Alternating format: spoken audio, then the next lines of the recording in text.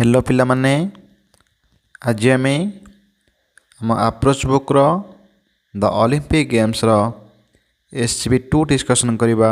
ठीक अच्छे आम प्रीवियस क्लास रे SCB1 आलोचना कर देथिले जहाँ तुम पूर्व वीडियो रे पाई परिबो। तो आम देखुले SCB1 रे जे एंशिएंट ओलंपिक गेम्स टी किपरि आरंभ होईची एवं हरकुलेस नामक जड़े व्यक्ति तो जहाँ ग्रीक पुराण कहूँ तो तांकर नामानुसार बा तांकर स्मृति रे ता आरंभ होइतिला बोली। तो आज देखने आम SCB2 रे कौन रही तो देख SCB2 फोर पर रही many 100 years later in 1896 a young Frenchman named Baron Perry de Coubertin started the modern Olympic Games. He wanted people from all over the world to come together and compete in a friendly spirit. 100 सहस्राब्द years वर्ष letter पर Frenchman जड़े फरासी लोक ना ला बारन peri day कबर्टिन started आरंभ करथिले modern आधुनिक games ला क्रीड़ा वांटेड इच्छा कले पीपुल लोक माने ऑल ओवर चारिआडू वर्ल्ड विश्व टुगेदर एकत्र बा मिलमिशी कम्पिट प्रतियोगिता फ्रेंडली बंधुत्वपूर्ण स्पिरिट एला मनोभाव। तो तुम्हें वीडियो को पॉज करी तुम हार्डवर्क लिखि नहीं पार। तो ठीक अच्छे देखने कौन रही paragraph T many 100 years later। तो मेनी 100 years later तार सहस्राब्द वर्ष पर बा तार सहस्र वर्ष पर माने प्राचीन बा एंशिएंट ओलंपिक गेम आरंभ होइतिला तार सहस्राधिक वर्ष पर इन 1896 1896 मसीह ए यंग फ्रेंचमैन जड़े युवक फरासी व्यक्ति नेम्ड तांको नाम होची बारोन पेरी डे कबर्टिन से फरासी व्यक्ति जनक started the modern Olympic games आरंभ करथिले एही आधुनिक ओलंपिक खेलटी को। He wanted people from all over the world से इच्छा करथिले कि जे विश्वर कोण अनुकोणरू बा सबुआडू लोक माने आसंतु टू कम टुगेदर मिलमिशि एकत्र हुंतु एंड ए कम्पिट एवं प्रतियोगिता करंतु इन ए फ्रेंडली स्पिरिट गोटे बंधुत्वपूर्ण मनोभाव नहीं विश्वर कोण अनुकोणरू लोक माने आसंतु एवं एक बंधुत्वपूर्ण मनोभाव नहीं प्रतियोगिता करंतु बोली से इच्छा करथिले। तो ठीक अच्छे देखा कौन रही नेक्स्ट पैराग्राफ टी paragraph 5। The Olympic games are held once in every 4 years. The Olympic symbol with 5 rings stands for the unity of the 5 continents. At least one of the colors of the rings, blue, black, red, yellow and green, appears in the flag of each country that takes part. The Olympic motto written in Latin is swifter, higher and stronger. Coubertin felt it described the aim of great athletes all over the world. तो hard work कौन रही held अनुष्ठित होता है once थरे every प्रत्येक 4 years 4 वर्ष रे symbol संकेत 5 rings 5टी मुंडली स्टांस ठिया होइछि यूनिटी एकता 5 कंटिनेंट्स 5टी महादेश एटलिस्ट अति कम रे कलर ला रंग ब्लू नील ब्लैक कला रेड लाल येलो हलदिया ग्रीन सबुज आपियर्स दृश्यमान हेबा फ्लैग पताका इच प्रत्येक कंट्री देश टेक्स पार्ट अंशग्रहण करिबा रिटेन लिखित मोटोला मुद्दा लाटिन भाषा लिखा होइछि स्विफ्टर द्रुतगामी बा बेगगामी हायर उच्चतर stronger ବଳଶାଳୀ felt ଅନୁଭବ କଲେ aim ଲକ୍ଷ୍ୟ great ମହାନ ଆଥଲେଟ୍ ହେଲା କ୍ରୀଡ଼ାବିତ ୱାର୍ଲଡ ହେଲା ବିଶ୍ୱ ଅଲ୍ ଓଭର ହେଲା ଚାରିଆଡ଼ୁ ଠିକ୍ ଅଛି। ତ ଦେଖିନେବା କ'ଣ ରହିଛି ପାରାଗ୍ରାଫଟି the Olympic games are held once in every 4 years। ତ ଏହି ଅଲିମ୍ପିକ୍ ଖେଳଟି ଯିଏକି ଆର୍ ହେଲ୍ଡ ଅନୁଷ୍ଠିତ ହୋଇଥାଏ ୱାନ୍ସ ଥରେ ଇନ୍ ଏଭ୍ରି 4 years ପ୍ରତି 4 ବର୍ଷରେ ଥରେ ଏହି ଅଲିମ୍ପିକ୍ କ୍ରୀଡ଼ାଟି ଅନୁଷ୍ଠିତ ହୋଇଥାଏ। ଦ Olympic symbol with 5 rings stands for the unity of the 5 continents। The Olympic symbol ତ ଏହି ଅଲିମ୍ପିକ୍ର ସଂକେତଟି ଯେଉଁଟାକି ୱିଥ୍ 5 ରିଙ୍ଗସ୍ ପାଞ୍ଚଟି ରିଙ୍ଗକୁ ନେଇ ଗଠିତ ହୋଇଛି ପାଞ୍ଚଟି ଗୋଲାକାର ମଣ୍ଡଳୀକୁ ନେଇ ଗଠିତ ହୋଇଛି ଯିଏକି ଷ୍ଟାଣ୍ଡସ୍ ଠିଆ ହୋଇଛି ଫର୍ ଦ ୟୁନିଟ୍ ଅଫ୍ ଏକତା ପାଇଁ କାହାର ଏକତା ପାଇଁ ନା ଅଫ୍ ଦ 5 କଣ୍ଟିନେଣ୍ଟସ୍ ପାଞ୍ଚଟି ମହାଦେଶର ଏକତା ପାଇଁ ଏହା ଠିଆ ହୋଇଛି। ତ ଆଣ୍ଟାର୍କଟିକାରେ କେହି ଲୋକ ନାହାନ୍ତି ଏବଂ ଆଉ ହେଉଛି ଉତ୍ତର ଆମେରିକା ଦକ୍ଷିଣ ଆମେରିକାକୁ ସେ ଏକ ବୋଲି ଧରିଛନ୍ତି ତ ଆମେରିକା ବୋଲି ଧରିଛନ୍ତି। ତ ହେଇଗଲା ନା ଆମର 7ଟି ମହାଦେଶରୁ ଗୋଟେକରେ ଲୋକ ନାହାନ୍ତି ଏବଂ ଆଉ ଗୋଟେ କମନ୍ ନିଆଗଲା। ତ ପାଞ୍ଚଟି ମହାଦେଶର ସଂକେତ ରୂପେ ବା ଏକତା ପାଇଁ ଏହି ପାଞ୍ଚଟି ମଣ୍ଡଳୀ ବା ରିଙ୍ଗ ସ୍ଥାପିତ ହୋଇଛି ଠିକ୍ ଅଛି। At least one of the colours of the rings ତ ସେଇ ରିଙ୍ଗ ଭିତରୁ ଅତି କମ୍ରେ ଗୋଟେ ରଙ୍ଗ ହେଉଥିବ blue black red yellow and green ନୀଳ କଳା ଲାଲ ହଳଦିଆ ଏବଂ ସବୁଜ ରଙ୍ଗ ହୋଇଥିବ ଯିଏକି ଆପିୟର୍ସ ଇନ୍ ଦ ଫ୍ଲାଗ୍ ଯେ ଦୃଶ୍ୟମାନ ହୁଏ ବା ଦେଖାଇ ଦେଇଥାଏ ପତାକାକୁ of each country that takes part ଅଂଶଗ୍ରହଣ କରୁଥିବା ଏହି ପ୍ରତ୍ୟେକ ଦେଶର ପତାକାରେ ଥିବା ଏହି ରଙ୍ଗ ଭିତରୁ ତାହାକୁ ସୂଚାଉଥିବ ବା ଦର୍ଶାଉଥିବ। The Olympic motto written in Latin is ତ ଏହି ଅଲିମ୍ପିକ୍ ଖେଳର ଯେଉଁ ବାର୍ତ୍ତା ବା ମୁଦାଟି ରହିଛି ଯେଉଁଟାକି ଲିଖିତ ଅଛି ଲାଟିନ୍ ଭାଷାରେ ସ୍ୱିଫ୍ଟର ହାୟର ଆଣ୍ଡ ଷ୍ଟ୍ରଙ୍ଗର ତ ସ୍ୱିଫ୍ଟର ବେଗଗାମୀ ବା ଦ୍ରୁତଗାମୀ ହାୟର ଉଚ୍ଚତର ଏବଂ ଷ୍ଟ୍ରଙ୍ଗର ଶକ୍ତିଶାଳୀ। ତ ଠିକ୍ ଅଛି କବେଟିନ୍ ଫେଲ୍ଟ ଇଟ୍ ଡେସ୍କ୍ରାଇବ୍ଡ କବେଟିନ୍ ଅନୁଭବ କରିଥିଲେ ଏବଂ ସେ ଏହାକୁ ବର୍ଣ୍ଣନା କରିଥିଲେ ଦ ଏମ୍ ଅଫ୍ ଅ ଗ୍ରେଟ୍ ଆଥଲେଟ୍ସ ଯେ ମହାନ କ୍ରୀଡ଼ାବିତମାନଙ୍କର ଯେଉଁ ଲକ୍ଷ୍ୟ ଅଛି ତାହାକୁ ସେ ଡେସ୍କ୍ରାଇବ୍ କରିଥିଲେ ବା ବର୍ଣ୍ଣନା କରିଥିଲେ ଏହା ଅନୁଭବ କରି ଯେ ଅଲ୍ ଓଭର୍ ଦ ୱାର୍ଲଡ଼ ସାରା ବିଶ୍ୱର ଚାରିଆଡ଼ୁ ଆସୁଥିବା ଗ୍ରେଟ୍ ଆଥଲେଟ୍ସ ବା ମହାନ କ୍ରୀଡ଼ାବିତମାନଙ୍କର ଲକ୍ଷ୍ୟକୁ ସେ ଅନୁଭବ କରି ଏହାକୁ ସେ ବର୍ଣ୍ଣନା କରିଥିଲେ ଯେ ସ୍ୱିଫ୍ଟର ହାୟର ଆଣ୍ଡ ଷ୍ଟ୍ରଙ୍ଗର ବୋଲି। ତ ଠିକ୍ ଅଛି ଦେଖିନେବା କ'ଣ ରହିଛି ଆମର 6 ପାରାଗ୍ରାଫଟି weeks before the games begin a woman dressed in Greek robes light the Olympic torch in the Olympia valley in Greece many participants take turns with the torch through different countries। The final runner carries it to the stadium just before the games begin। The Olympic flame is then kept burning until the games close। The flame is put out at the closing ceremony। It is time for all the athletes to return home। There are some winners and many losers।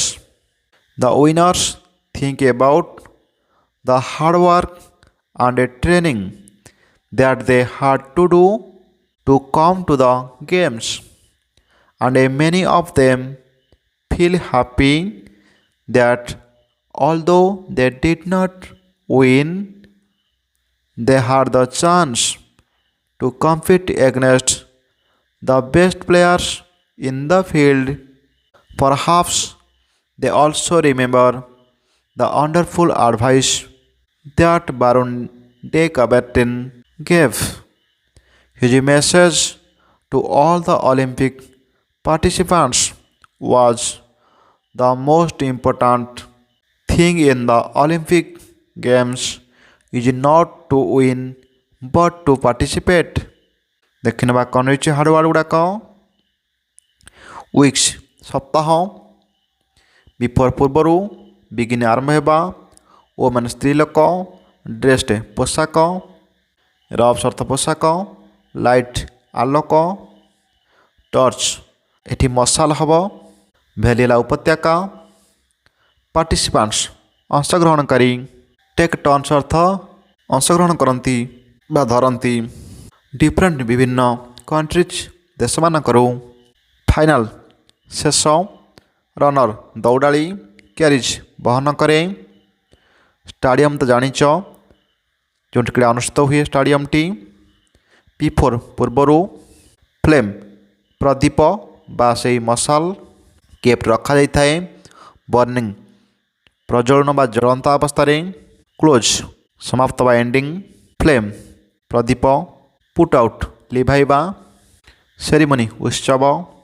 Athletes କ୍ରୀଡ଼ାବିତ, return ଫେରିବା, home ହେଲା ଘରକୁ, winners ବିଜୟୀ, ଲୁଜର୍ସ ପରାଜୟୀ, think ଭାବିବା, hard work କଠିନ ପରିଶ୍ରମ, training ତାଲିମ, କମ୍ ଆସିବା, ଫିଲ୍ ଅନୁଭବ କରିବା, ହାପି ହେଲା ଖୁସି, ଅଲଦୋ ଯଦିଓ, ୱିନ୍ ବିଜୟ, ଚାନ୍ସ ସୁଯୋଗ, କମ୍ପିଟ୍ ପ୍ରତିଯୋଗିତା କରିବା, ଏଗନେଷ୍ଟ ବିପକ୍ଷରେ, ବେଷ୍ଟ ପ୍ଲେୟାର୍ସ ସର୍ବୋତ୍ତମ ଖେଳାଳିମାନେ, ଫିଲ୍ଡ ସେହି କ୍ଷେତ୍ରରେ, ପରହାପ୍ସ ବୋଧହୁଏ, ରିମେମ୍ବର ମନେ ରଖିବା, ୱଣ୍ଡରଫୁଲ୍ ଆଶ୍ଚର୍ଯ୍ୟଜନକ, ଆଡ଼ଭାଇସ୍ ଉପଦେଶ, ଗେଭ୍ ଦେଇଥିଲେ, ମେସେଜ ବାର୍ତ୍ତା, ପାର୍ଟିସିପାଣ୍ଟସ୍ ଅଂଶଗ୍ରହଣକାରୀ, ମୋଷ୍ଟ ଇମ୍ପୋର୍ଟାଣ୍ଟ ଅତ୍ୟନ୍ତ ଗୁରୁତ୍ୱପୂର୍ଣ୍ଣ, ଥିଙ୍ଗ ଏଠି ଥିଙ୍ଗ ଅର୍ଥ କଥା ବା ଜିନିଷ, ୱିନ୍ ଜିତିବା, ପାର୍ଟିସିପେଟ୍ ଅଂଶଗ୍ରହଣ କରିବା। ଠିକ୍ ଅଛି, ଦେଖିନେବା କ'ଣ ରହିଛି ପୁରା ପାରାଗ୍ରାଫଟି। ୱିକ୍ସ ବିଫୋର ଦ ଗେମ୍ସ ବିଗିନ୍, ଏହି ଖେଳ ଆରମ୍ଭ ହେବାର ସପ୍ତାହ ପୂର୍ବରୁ, ଏ ଓମ୍ୟାନ୍ ଡ୍ରେସ୍ଡ ଇନ୍ ଗ୍ରୀକ୍ ରବ୍ସ, ଗୋଟେ ସ୍ତ୍ରୀ ଲୋକ ପୋଷାକ, ଏ ଓମ୍ୟାନ୍ ଗୋଟେ ସ୍ତ୍ରୀ ଲୋକ ଯିଏକି ଡ୍ରେସ୍ଡ ଇନ୍ ଗ୍ରୀକ୍ ରବ୍ସ ଗ୍ରୀକ୍ ପୋଷାକ ପିନ୍ଧି, ଲାଇଟ୍ ଦ ଅଲିମ୍ପିକ୍ ଟର୍ଚ୍ଚ ସେହି ଅଲିମ୍ପିକ୍ର ପ୍ରଦୀପକୁ ବା ସେହି ମଶାଲକୁ ପ୍ରଜ୍ୱଳିତ କରିଥାଏ, କେଉଁଠି ନା in the Olympia valley in Greece, ତ ଗ୍ରୀସ୍ର ଅଲିମ୍ପିଆ ଉପତ୍ୟକାରେ ସେ ଅଲିମ୍ପିକ୍ର ଯେଉଁ ମଶାଲଟିକୁ ଜଣେ ସ୍ତ୍ରୀ ଲୋକ ଯିଏକି ଗ୍ରୀକ୍ର ପୋଷାକ ପିନ୍ଧି ତାକୁ ପ୍ରଜ୍ୱଳନ କରିଥାଏ, ଖେଳ ଆରମ୍ଭ ହେବାର କିଛି ସପ୍ତାହ ପୂର୍ବରୁ। ଠିକ୍ ଅଛି, ତ ମେନି ପାର୍ଟିସିପାଣ୍ଟସ୍ ଅନେକ ଅଂଶଗ୍ରହଣକାରୀ, take turns with the torch through different countries, ବିଭିନ୍ନ ଦେଶ ବିଦେଶରୁ ବା ବିଭିନ୍ନ ଦେଶରୁ ଆସିଥିବା ଖେଳାଳିମାନେ ସେଥିରେ ମଧ୍ୟ ସେହି ପ୍ରଦୀପ ପ୍ରଜ୍ୱଳନ ଉତ୍ସବରେ ନିଜକୁ ଅଂଶୀଦାର କରନ୍ତି ବା ଅଂଶଗ୍ରହଣ କରିଥାନ୍ତି। The final runner carries it to the stadium, the final runner ତ ଶେଷ ଦୌଡ଼ାଳି ଜଣକ କ'ଣ କରେ ନା କ୍ୟାରିଜ୍ ଇଟ୍ ଏହାକୁ ବହି ନେଇଥାଏ, ଟୁ ଦ ଷ୍ଟାଡ଼ିୟମ୍ ସେହି ଷ୍ଟାଡ଼ିୟମ୍କୁ, ଜଷ୍ଟ ବିଫୋର ଦ ଗେମ୍ସ ବିଗିନ୍ ଖେଳ ଆରମ୍ଭ ହେବାର କିଛି ମୁହୂର୍ତ୍ତ ପୂର୍ବରୁ ସେ ଏହାକୁ ନେଇ ଷ୍ଟାଡ଼ିୟମ୍ରେ ପହଞ୍ଚିଥାଏ। The Olympic flame is then kept burning, the Olympic flame ସେ ଅଲିମ୍ପିକ୍ ମଶାଲଟି, ଇଜ୍ ଦେନ୍ କେପ୍ଟ ବର୍ଣ୍ଣିଂ ତାକୁ ସେମିତି ଜଳେଇ ରଖାଯାଇଥାଏ, ଅନ୍ଟିଲ୍ ଦ ଗେମ୍ସ କ୍ଲୋଜ୍ ଯେପର୍ଯ୍ୟନ୍ତ ଖେଳ ଶେଷ ନ ହେଇଛି ସେ ପର୍ଯ୍ୟନ୍ତ ସେହି ଅଲିମ୍ପିକ୍ର ମଶାଲଟିକୁ ବା ପ୍ରଦୀପଟିକୁ ସେମିତି ଜଳାଇ ରଖାଯାଇଥାଏ। The flame is put out at the closing ceremony, the flame ସେହି ମଶାଲଟିକୁ ଇଜ୍ ପୁଟ୍ ଆଉଟ୍ ତାକୁ ଲିଭେଇ ଦିଆଯାଏ, ଆଟ୍ ଦ କ୍ଲୋଜିଂ ସେରିମନି ଯେତେବେଳେ ଖେଳ ସମାପ୍ତ ହୁଏ, ସମାପ୍ତ ଉତ୍ସବରେ ତାକୁ ଲିଭେଇ ଦିଆଯାଏ। ଇଟ୍ ଇଜ୍ ଟାଇମ୍ ଇଏ ହେଉଛି ସେହି ସମୟ ଯେଉଁ ସମୟରେ କି for all the athletes to return home, ପ୍ରତ୍ୟେକ ଖେଳାଳିମାନେ ଘରକୁ ଫେରିବାର ସମୟ ବା ଘରକୁ ଫେରନ୍ତି। There are some winners and many losers, ତ ସେଠି ଅନେକ ଗୁଡ଼ିଏ ବିଜୟୀ ଥାଆନ୍ତି ଏବଂ ଅନେକ ଗୁଡ଼ିଏ ପରାଜୟୀ ମଧ୍ୟ ଥାଆନ୍ତି, କାରଣ ଖେଳରେ ଯେଉଁମାନେ ଭାଗ ନିଅନ୍ତି ସମସ୍ତେ ବିଜୟୀ ହୁଅନ୍ତି ନାହିଁ, ତ କେତେକ ବିଜୟୀ ଥାଆନ୍ତି ଏବଂ କେତେକ ପରାଜୟୀ ମଧ୍ୟ ଥାଆନ୍ତି। ଦ ୱିନର୍ସ ଥିଙ୍କ ବିଜୟୀମାନେ ଭାବନ୍ତି ଏବାଉଟ୍ ଦ ହାର୍ଡ଼ୱାର୍କ ତାଙ୍କର କଠିନ ପରିଶ୍ରମ ବିଷୟରେ ଭାବନ୍ତି, and training ଏବଂ କଠିନ ତାଲିମ ବିଷୟରେ ଭାବନ୍ତି that they had to do to come to the games ଯାହାକୁ ସେମାନେ କରିଥିଲେ ଏହି ଖେଳକୁ ଆସିବା ପାଇଁ ବା ଏହି ପ୍ରତିଯୋଗିତାରେ ଅଂଶଗ୍ରହଣ କରିବା ପାଇଁ ସେମାନେ ଯେଉଁ କଠିନ ପରିଶ୍ରମ କରିଥିଲେ ଏବଂ କଠିନ ତାଲିମ ନେଇଥିଲେ ତାହାକୁ ସେମାନେ ଭାବନ୍ତି and many of them feel happy that ଏବଂ ସେମାନଙ୍କ ମଧ୍ୟରୁ ଅନେକ ମଧ୍ୟ ଖୁସି ହୁଅନ୍ତି ଯେଉଁମାନେ ହାରିଯାଇଥାନ୍ତି ସେମାନଙ୍କ ଭିତରୁ ମଧ୍ୟ ଅନେକ ଖୁସି ହୁଅନ୍ତି ଯେ although they did not win ଯଦିଓ ସେମାନେ ବିଜୟୀ ହୋଇପାରିଲେ ନାହିଁ they had the chance ତାଙ୍କୁ ସୁଯୋଗ ମିଳିଲା to compete ପ୍ରତିଯୋଗିତା କରିବା ପାଇଁ against the best players in the field ଅର୍ଥାତ ବିଶ୍ୱର ନାମୀ ଦାମୀ ଖେଳାଳିଙ୍କ ବିପକ୍ଷରେ ଖେଳିବା ପାଇଁ ଏଠି ସୁଯୋଗ ମିଳିଲା ତେଣୁ ସେଥିପାଇଁ ସେ ମଧ୍ୟ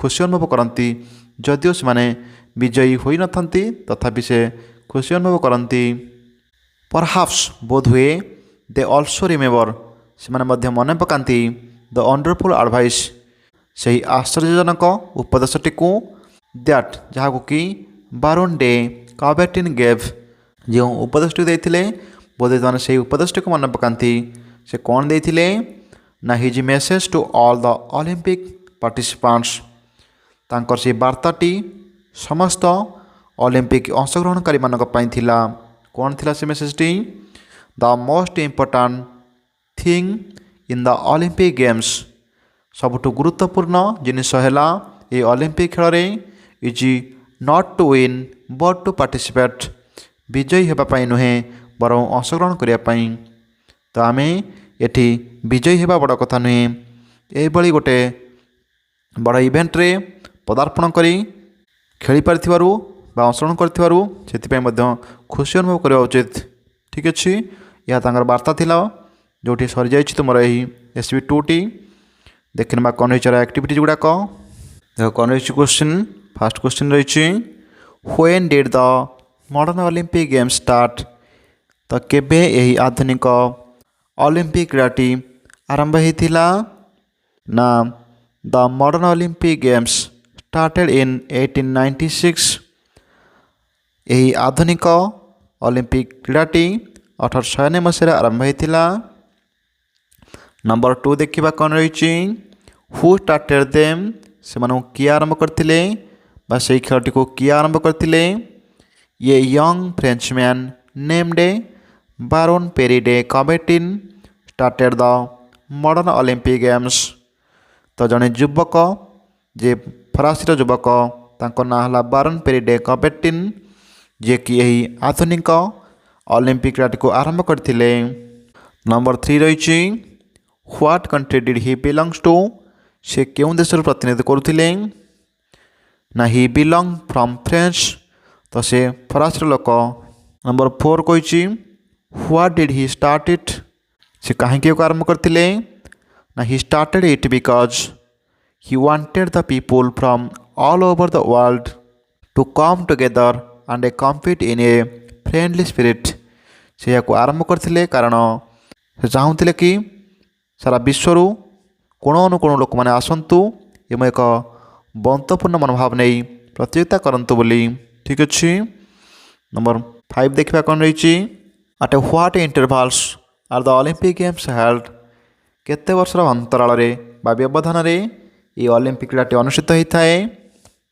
ନା the Olympic games are held once in every 4 years intervals ପ୍ରତି 4 ବର୍ଷର ବ୍ୟବଧାନରେ ଏହି ଅଲିମ୍ପିକ୍ କ୍ରୀଡ଼ାଟି ଅନୁଷ୍ଠିତ ହୋଇଥାଏ ତ ଠିକ୍ ଅଛି ନମ୍ବର 6 ରହିଛି how many rings are there in the Olympic symbol Olympic ସଂକେତରେ କେତୋଟି ରିଙ୍ଗସ୍ ରହିଛି ନା there are 5 rings in the Olympic symbol ସେଥିରେ 5ଟି ରିଙ୍ଗସ୍ ରହିଛି ଠିକ୍ ଅଛି ତ ନମ୍ବର 7 ଦେଖିବା what do the 5 rings stand for the 5 rings stand for the unity of the 5 continents 5ଟି ମହାଦେଶର ଏକତା ପାଇଁ ତାହା ସ୍ଥାପିତ ହୋଇଛି ନମ୍ବର 8 ରହିଛି what are the colours of the rings ତାର ରଙ୍ଗ ଗୁଡ଼ାକ କ'ଣ କ'ଣ the colours of the rings are blue black red yellow and green ଠିକ୍ ଅଛି ନମ୍ବର 9 ରହିଛି what is the Olympic motto ଅଲିମ୍ପିକ୍ର ମୁଦ୍ରା କ'ଣ ଦ ଅଲିମ୍ପିକ୍ ମୋଟୋ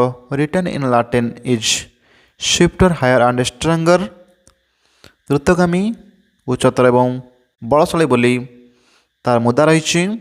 ନମ୍ବର 10 ଦେଖିବା କ'ଣ ରହିଛି। What did Coubertin feel about these 3 words.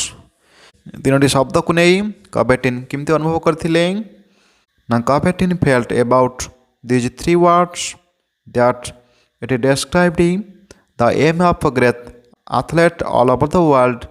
ସାରା ବିଶ୍ୱର ମହାନ କ୍ରୀଡ଼ାବିତମାନଙ୍କର ଲକ୍ଷ୍ୟକୁ ସେ ନେଇକରି ଏହାକୁ ସେ ବର୍ଣ୍ଣନା କରିଥିଲେ। ନମ୍ବର 11 ରହିଛି who lights the Olympic torch where. କିଏ ସେହି ଅଲିମ୍ପିକ୍ର ପ୍ରଦୀପକୁ ବା ମଶାଲକୁ ପ୍ରଜ୍ୱଳନ କରନ୍ତି ଏବଂ କେଉଁଠାରେ କରନ୍ତି ନା a O man dressed in Greek robes light the Olympic torch in the Olympia valley in Greece. ଗ୍ରୀସ୍ର ଅଲିମ୍ପିଆ ଉପତ୍ୟକାରେ ଜଣେ ସ୍ତ୍ରୀ ଲୋକ ଯିଏକି ଗ୍ରୀକ୍ର ପୋଷାକ ପିନ୍ଧି ଏ ଅଲିମ୍ପିକ୍ର ମଶାଲଟିକୁ ପ୍ରଜ୍ୱଳନ କରିଥାନ୍ତି। ନମ୍ବର 12 ରହିଛି who take turns with the Olympic torch through different countries. Many participants take turns with the torch through different countries. ବିଭିନ୍ନ ଦେଶରୁ ଅଂଶଗ୍ରହଣକାରୀମାନେ ସେହି ପ୍ରଦୀପକୁ କ'ଣ କରନ୍ତି ନା ଜଣକ ପରେ ଜଣେ ଧରିଥାନ୍ତି। ନମ୍ବର 13 ରହିଛି how long is the Olympic torch kept burning. କେଉଁ ପର୍ଯ୍ୟନ୍ତ ସେହି ଅଲିମ୍ପିକ୍ର ମଶାଲଟିକୁ ଜଳାଇ ରଖାଯାଇଥାଏ। The Olympic torch is kept burning until the game close. ତ ସେହି ଖେଳଟି ସମାପ୍ତ ହେବା ପର୍ଯ୍ୟନ୍ତ ସେ ଅଲିମ୍ପିକ୍ର ଯେଉଁ ପ୍ରଦୀପଟିକୁ ପ୍ରଜ୍ୱଳନ କରି ରଖାଯାଇଥାଏ। ନମ୍ବର 14 ରହିଛି when is the flame put out. କେତେବେଳେ ଏହାକୁ ଲିଭେଇ ଦିଆଯାଏ ନା the flame is put out at the closing ceremony. ତ ଯେତେବେଳେ ସମାପ୍ତ ଉତ୍ସବ ହୁଏ ସେତିକିବେଳେ ବା ବିଦାୟ ଉତ୍ସବ ସମୟରେ ଏହି ଅଲିମ୍ପିକ୍ର ମଶାଲଟିକୁ ଲିଭେଇ ଦିଆଯାଏ। ଠିକ୍ ଅଛି, ଦେଖିବା ନମ୍ବର 15 କ'ଣ ରହିଛି। When do the participants return home. କେତେବେଳେ ଅଂଶଗ୍ରହଣକାରୀମାନେ ଘରକୁ ଫେରନ୍ତି ନା the athletes return home after put out the Olympic flame. ସେ ଅଲିମ୍ପିକ୍ର ମଶାଲଟି ଲିଭାଯିବା ପରେ କ୍ରୀଡ଼ାବିତମାନେ ଘରକୁ ଫେରିଥାନ୍ତି। ନମ୍ବର 16 ଦେଖିବା what do the winner participants think about. ବିଜୟୀ କ୍ରୀଡ଼ାବିତମାନେ କ'ଣ ଭାବନ୍ତି। The winner participants think about the hard work and a training that they had to do to come to the games. ଏହି ପ୍ରତିଯୋଗିତା ପାଇଁ ବା ଏଠାକୁ ଆସିବା ପାଇଁ ସେମାନେ ଯେଉଁ କଠିନ ପରିଶ୍ରମ ଏବଂ ତାଲିମ ନେଇଥିଲେ ସେମାନେ ସେହି ବିଜୟୀ ଅଂଶଗ୍ରହଣକାରୀମାନେ ସେହି କଥା ଭାବନ୍ତି। ନମ୍ବର 17 ରହିଛି and what about those who do not win. ବିଜୟୀ ନ ହୋଇଥିବା ଖେଳାଳିମାନେ କ'ଣ ଭାବନ୍ତି। The losers also feel happy. ସେମାନେ ମଧ୍ୟ ଖୁସି ଅନୁଭବ କରିଥାନ୍ତି। That although they did not win. ଯଦିଓ ସେମାନେ ବିଜୟୀ ହୋଇନଥାନ୍ତି they had the chance to compete against the best players in the field. ଏହି କ୍ଷେତ୍ରରେ ବିଶ୍ୱର ବଛା ବଛା ଖେଳାଳିମାନଙ୍କ ବିରୁଦ୍ଧରେ ବା ବିପକ୍ଷରେ ସେମାନେ ଖେଳିଥିବାରୁ ସେମାନେ ଖୁସି ଅନୁଭବ କରନ୍ତି। ନମ୍ବର 18 ରହିଛି what is the most important thing in the Olympic games according to Coubertin. ସବୁଠୁ ଗୁରୁତ୍ୱପୂର୍ଣ୍ଣ କଥାଟି କ'ଣ କବେଟିନ୍ଙ୍କ ଅନୁସାରେ ଏହି ଅଲିମ୍ପିକ୍ କ୍ରୀଡ଼ାକୁ ନେଇ ନା ଆକର୍ଡିଂ ଟୁ କବେଟିନ୍ଙ୍କ ଅନୁସାରେ the most important thing in the Olympic games. ସବୁଠୁ ଗୁରୁତ୍ୱପୂର୍ଣ୍ଣ ଜିନିଷଟି ହେଲା ଏହି ଅଲିମ୍ପିକ୍ କ୍ରୀଡ଼ାରେ is not to win but to participate. ବିଜୟୀ ହେବା ପାଇଁ ନୁହେଁ ବରଂ ଅଂଶଗ୍ରହଣ କରିବା। ଠିକ୍ ଅଛି, ନମ୍ବର 19 ଦେଖିବା କ'ଣ ରହିଛି। ଦ ଅଲିମ୍ପିକ୍ ଗେମ୍ସ ଅରିଜିନେଟେଡ୍ ଇନ୍ ଗ୍ରୀସ୍। ଏହି କ୍ରୀଡ଼ାଟି ଗ୍ରୀସ୍ରେ ହିଁ ପ୍ରଥମେ ଆରମ୍ଭ ହୋଇଥିଲା ବା ତା'ର ସୃଷ୍ଟି ହୋଇଥିଲା।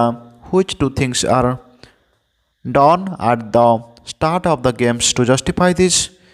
ତ କେଉଁ ଦୁଇଟି ଜିନିଷ ଏହି ଖେଳଟି ଆରମ୍ଭ ହୋଇଛି ବୋଲି ବୁଝାଇ ଦେଉଛି ବା ପ୍ରତିପାଦିତ କରୁଛି। The Olympic games started in Greece. ଏହି ଖେଳଟି ଗ୍ରୀସ୍ରେ ଆରମ୍ଭ ହୋଇଥିଲା। ଦ ଟୁ ଥିଙ୍ଗସ୍ ଦୁଇଟି ଜିନିଷ ହେଲା ପ୍ରଥମେ ହେଲା a O man dressed in Greek robes and in the Olympia valley in Greece. ଠିକ୍ ଅଛି, ଗୋଟେ ସ୍ତ୍ରୀ ଲୋକ ଯିଏକି ଗ୍ରୀକ୍ର ପୋଷାକ ପିନ୍ଧି ଇଏ ହେଉଛି ଗୋଟେ କାରଣ। ଆଣ୍ଡ ସେକେଣ୍ଡ ହେଉଛି in the Olympia valley in Greece. ଗ୍ରୀସ୍ର ଅଲିମ୍ପିଆ ଉପତ୍ୟକାରେ जो प्रतिपुटी प्रदान कराए। तो ये जो दुईटी कथा रहा ये दुईटा कथा कौन करुच्ची ना are done at the start of the games to justify this ये खेलटा ये आरंभ होता बोली यह ताको प्रतिपादित करुच्ची बा सूचाई दौची। तो ठीक अच्छे ये सरी जाइए आमर बोथ SCP-1 and 2 यदि जार किसी भी डाउट थी तो कमेंट सेक्शन लिखि नहीं पार। Thank you.